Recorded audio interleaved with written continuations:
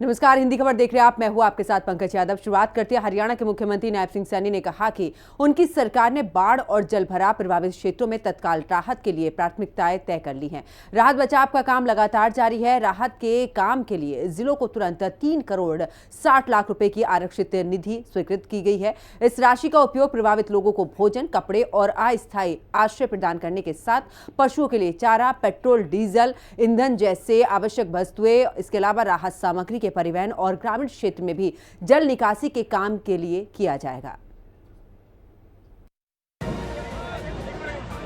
जम्मू कश्मीर, हिमाचल और पंजाब के साथ इस साल हरियाणा में भी बारिश और बाढ़ ने जमकर कहर बरपाया है। मुख्यमंत्री नायब सिंह सैनी ने ऐलान किया कि उनकी सरकार भारी बारिश के कारण हुए नुकसान की लगातार निगरानी कर रही है। उन्होंने बाढ़ से नागरिकों को हुई परेशानियों को कम करने के लिए एक क्षतिपूर्ति पोर्टल खोला है। अब तक क्षतिपूर्ति पोर्टल पर प्रदेश के 2897 गांवों के 1,69,738 किसानों ने 9,96,701 एकड़ क्षेत्र का पंजीकरण करवाया है। जो किसान प्रभावित हुआ है उनके लिए एक क्षतिपूर्ति पोर्टल खोला है। आम जनता द्वारा अपने नुकसान व क्षति के लिए आवेदन जमा करने की प्रक्रिया को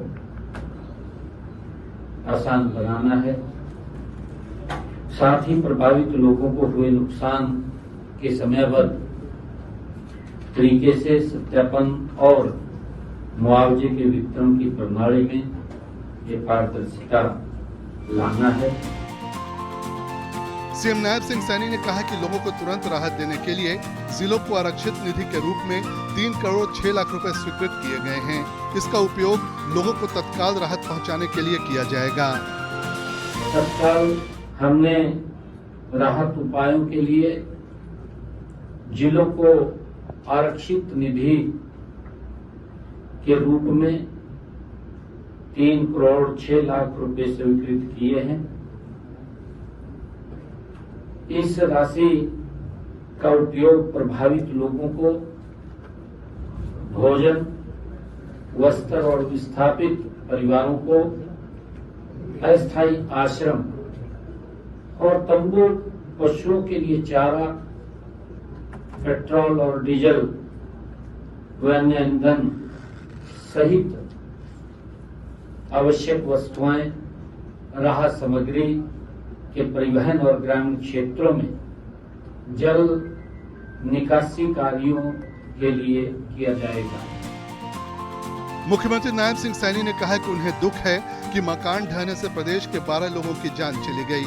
इनमें जिला फतेहाबाद और भिवानी में 3-3, कुरुक्षेत्र और यमुनानगर में 2-2 और हिसार और फरीदाबाद में 1-1 व्यक्ति की मौत हुई है।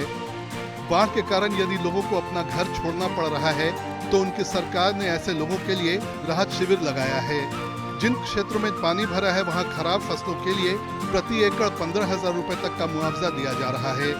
ऐसे क्षेत्रों में हरे चारे की कमी हुई तो सरकार उन जिलों में पशुओं के लिए सूखा चारा उपलब्ध कराएगी। जलभराव वाले इलाकों में गिरे आंशिक नुकसान वाले इमारतों का सर्वे करवाकर नुकसान की भरपाई की जाएगी।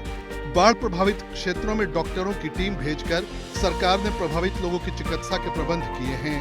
अब तक 376 शिविर चल रहे हैं। जम्मू कश्मीर और पंजाब को 5-5 करोड़ रुपए की मदद की गई है। सीएम नायब सिंह सैनी ने कहा कि हरियाणा में 17 सितंबर से 2 अक्टूबर तक सेवा पखवाड़ा चलाया जाएगा। सभी विधायक 1 महीने का वेतन बाढ़ राहत के लिए देंगे। सीएम सैनी ने सभी अधिकारियों और कर्मचारियों से भी मुख्यमंत्री राहत कोष में मदद का आग्रह किया।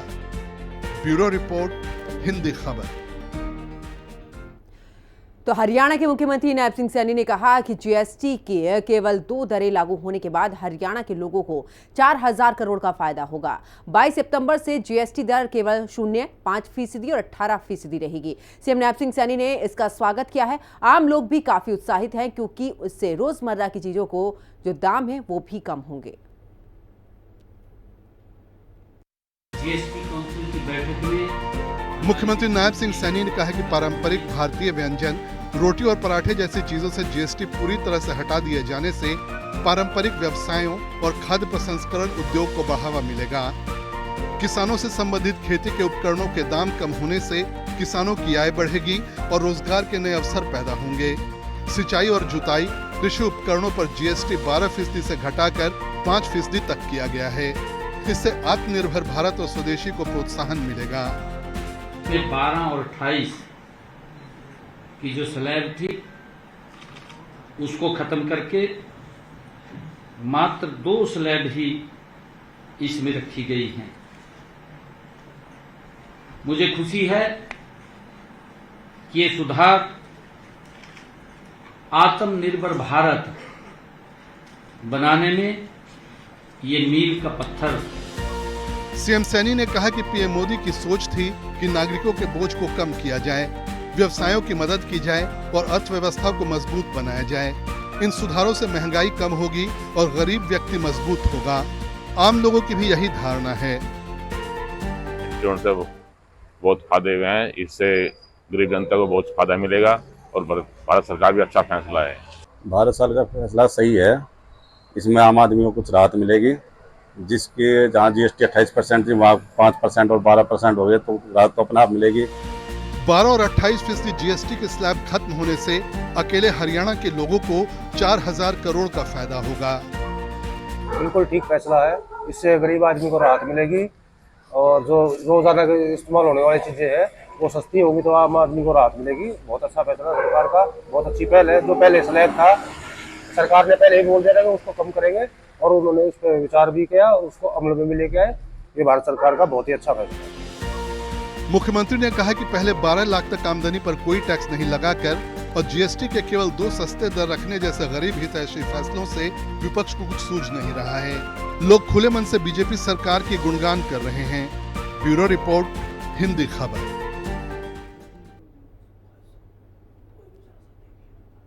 और हरियाणा डायरी में फिलहाल इतना ही। आप देखते रहिए हिंदी खबर।